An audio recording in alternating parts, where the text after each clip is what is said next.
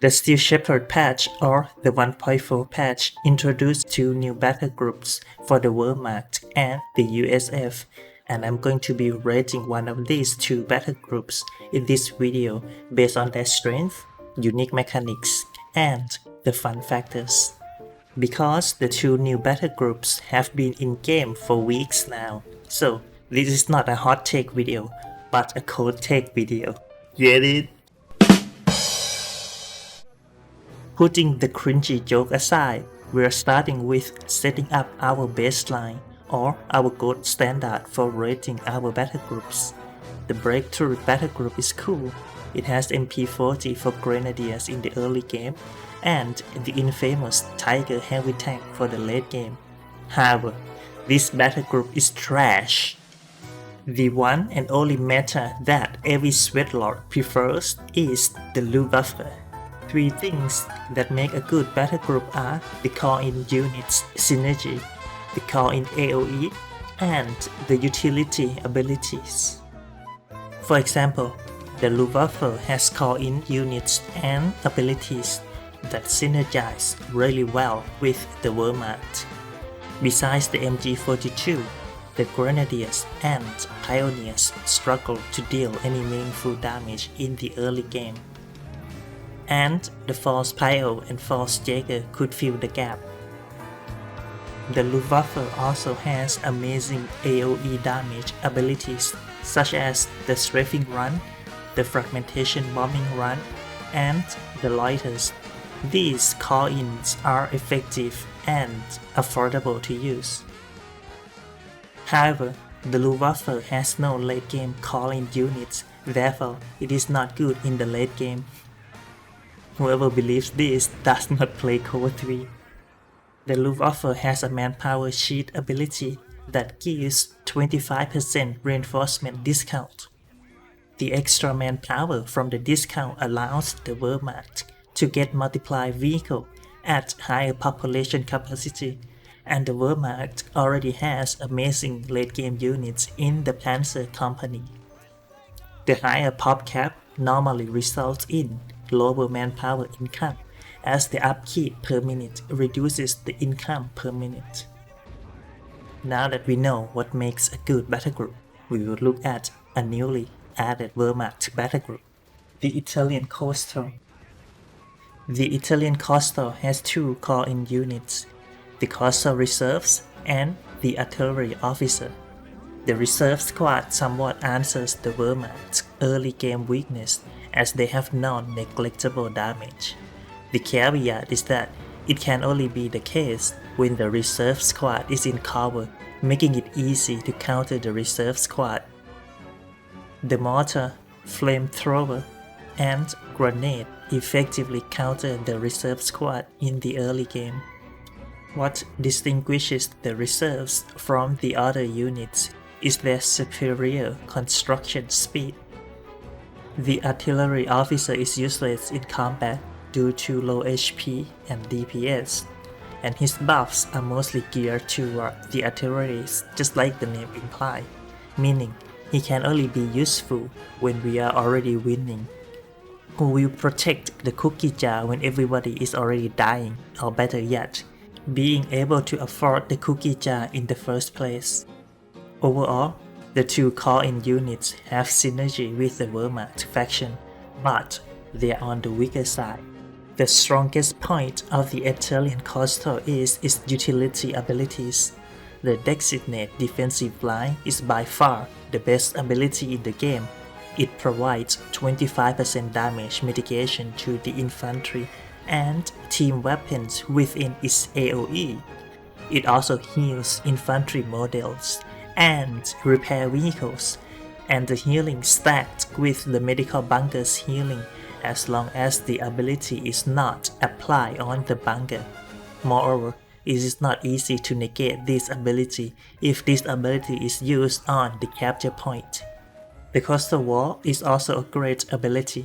The ability reduces manpower and munition cost for all defensive placements by 35%. The cost reduction makes the mines and bunkers affordable. The Italian Coastal offers more choices when it comes to spending the munition. In addition to using the munition to win the engagements, such as throwing the grenade and using the unit's abilities, it is also required for the Battlegroup's abilities and the unit's upgrades, such as medical bunkers, panzer shreds, mine, the defensive line, and many others. For example, if we want to go with the Luftwaffe company tech, we need 50 fuel for the building and 180 munitions for 2 panzer shred upgrades. We do not have the required fuel after the first few engagements, but we need the healing. There are many choices we can make. We can upgrade the medical station at the HQ. We can build the medical bunker. Or we can use the defensive line ability on a control point.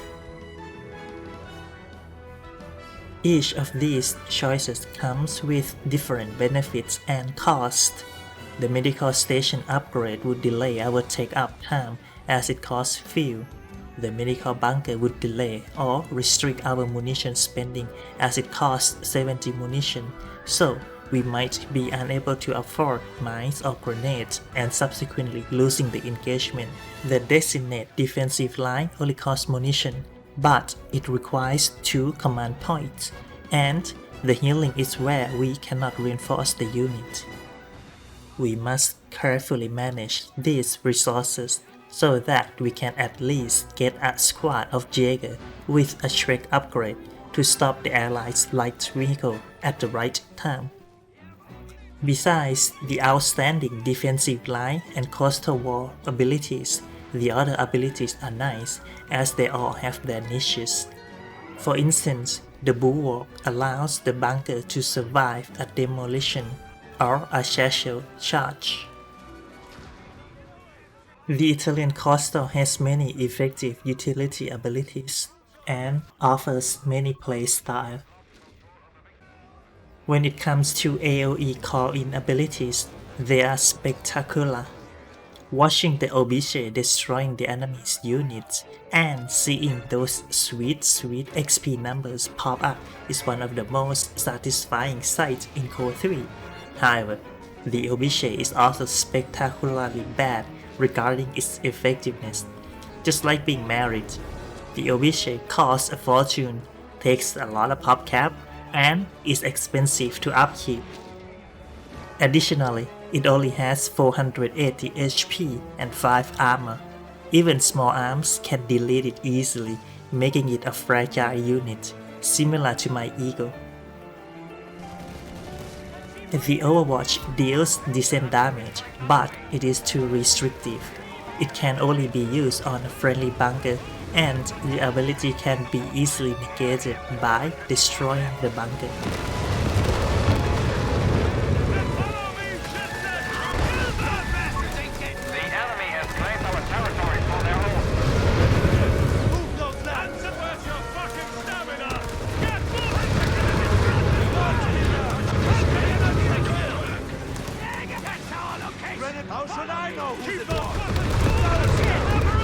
The Battlegroup's AoE damage abilities are perfect for the fun and lackluster for the effectiveness. As for the build order, we would like to start with the Coastal Reserve, MG, Grenadier, and one more support infantry squad. Throwing in the Captain is a good idea in 1v1 if we can micro it well. Having a reserve squad is already a stretch. The reserve squad is competitive with other mainlines in the early game, but the reserve gets floated like a piece of paper post 5 minutes when the allies' mainlines receive upgrades and gain veterancy. This creates a situation where it is worth merging the Grenadiers to the reserve squad to keep them fighting longer in the early game, even though they are a bit cheaper to reinforce.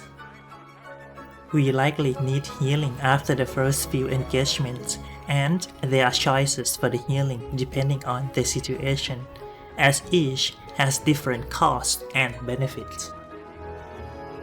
The more versatile take-up choice is the Luftwaffe company.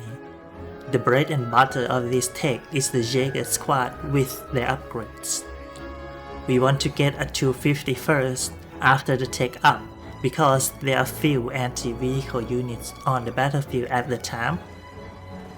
We then get the first Jaeger squad and upgrade the Shrek as soon as possible. Later, we get a Flag 30 team.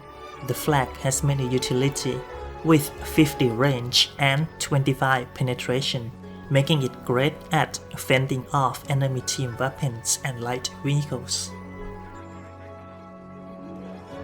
At this point, we should have our team weapons stay around the designated defensive lines AoE, as the damage reduction makes it significantly harder to decrew our team weapons. We may also consider building a medical bunker near the defensive lines AoE to take advantage of the stack healings and being able to use the Overwatch coin. We then upgraded the support element and start rolling out a Verbal and a Martyr. We could also consider slipping in the artillery officer into the belt order, but only if when we are winning. As for the late game units from the Panzer Company, we can hardly go wrong with any of the units there, so all of them are good choices.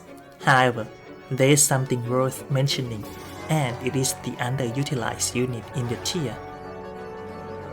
The Brumba is specialized in fighting infantries and team weapons, but that is incorrect. It is also great at destroying vehicles. It has 160 damage with 120 penetration. This means the Brumba can consistently penetrate and deal significant damage to light and medium tanks. Moreover, it has 300 frontal armor, and its side skirt upgrade increases the Brumba's side armor from 150 to 180 and its HP from 960 to 1040, making it extremely difficult for the allied tanks other than the TDs to grind through its HP.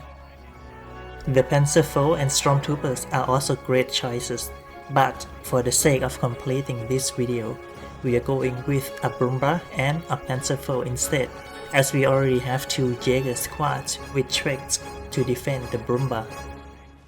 The final verdict of this battle group is you should buy it. Although it is not an S tier as the Luftwaffe, it still offers strong utilities and choices to the Wehrmacht, and it becomes more effective in the larger team games. Furthermore, the battle group offers unique mechanics and playstyles which are not necessarily passive, as we can use the defensive abilities in conjunction with the offensive units. Most importantly, the obj is fun to use. With this, the video has come to an end. If you find this video helpful, give it a like. If not, give it a thumbs down and let me know your thoughts in the comments.